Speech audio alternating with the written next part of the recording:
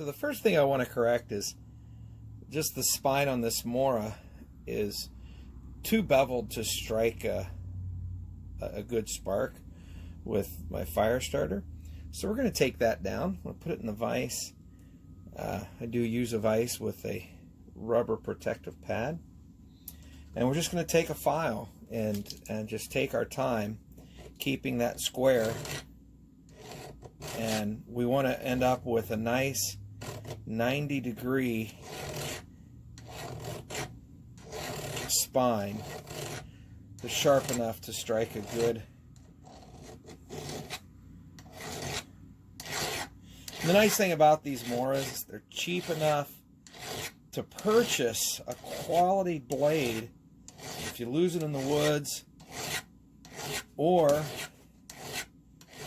mess it up making these mods. Not really hurt yourself too bad. You can have a little fun.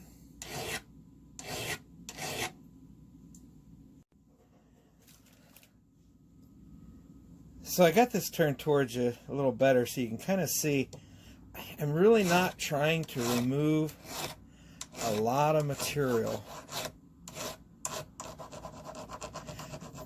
I'd like for it to be as clean as possible, but I'm only doing the rear portion of the spine. And once I've got that ground down where I've got a nice sharp 90-degree, I'll take a finer file and clean that up a little bit, take off some burrs.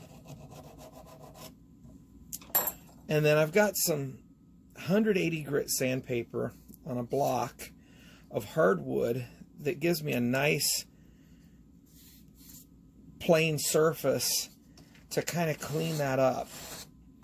And again, this is just my Bushcraft carry knife. Just wanting this blade to strike a nice spark. That's really all I'm trying to accomplish. This isn't going to win any finish competitions. We're going to make some other modifications to this, but you can see that spine. It's not too rough. And we got a nice 90-degree angle there. See if she throws a spark. And we couldn't get this to spark at all earlier. And so I'm just touching it. And we can throw a nice spark. That's what we wanted to accomplish. So we're going to clean this up a little more.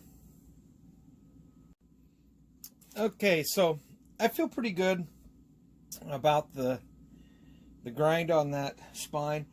Just a quick, again, a wooden block with some 180 grit sandpaper, a double-sided stone, coarse and fine. This is just an inexpensive stone.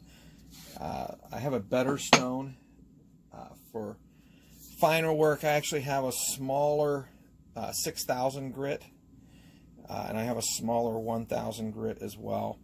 And so this is for the fine finish work, and so I use those to clean that up a little bit.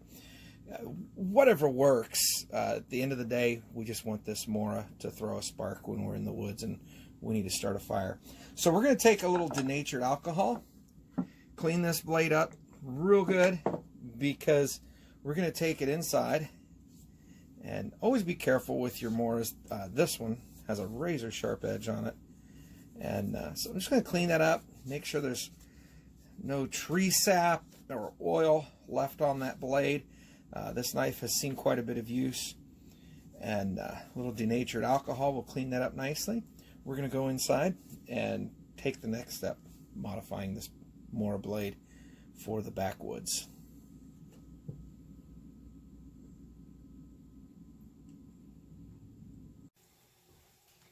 Okay, so we're going to finish up step one.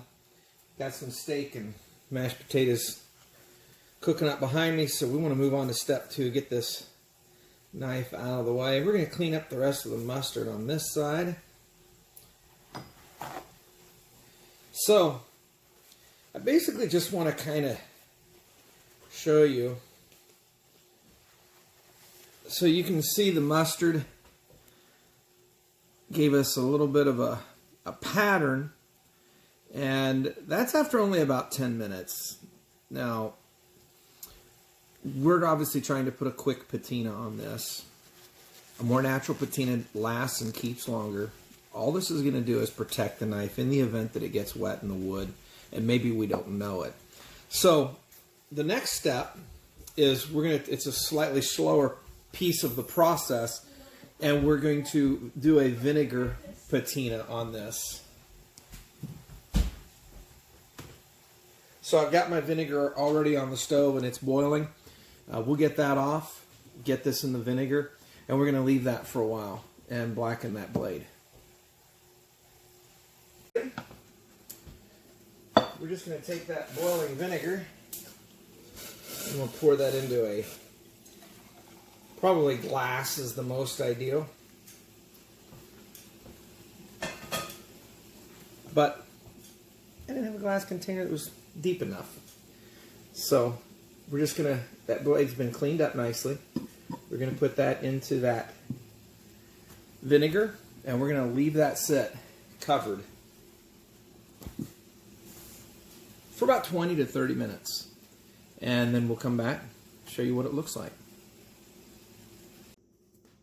Okay, so my steak and potatoes are ready.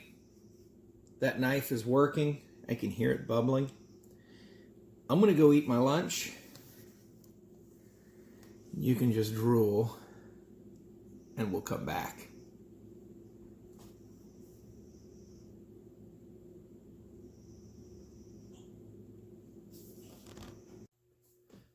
All right, so we're back.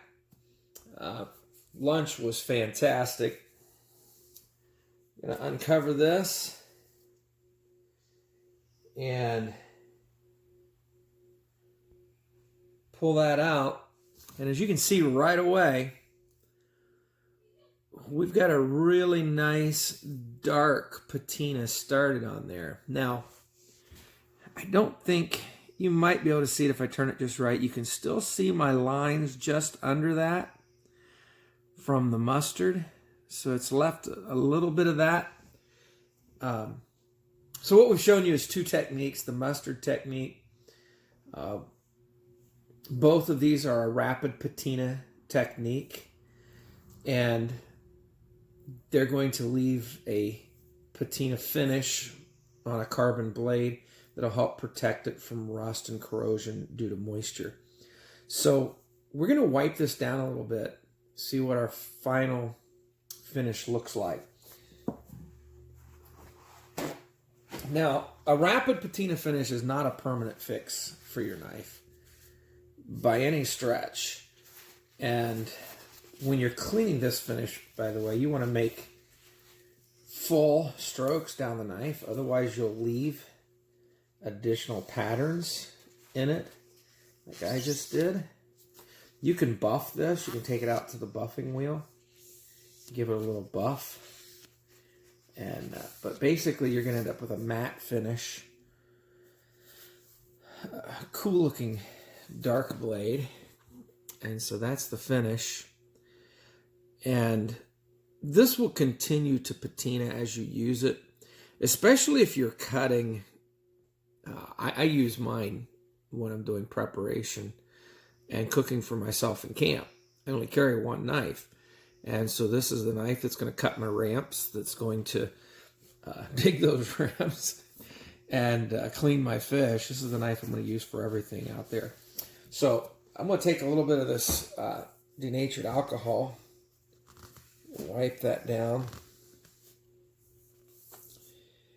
And that is a dark patina finish. You can just see, I don't know if you can see it at this distance or if I can get focused in, but there's a little bit of a pattern in there that almost makes the blade look etched. Another thing that this patinaed finish is going to do is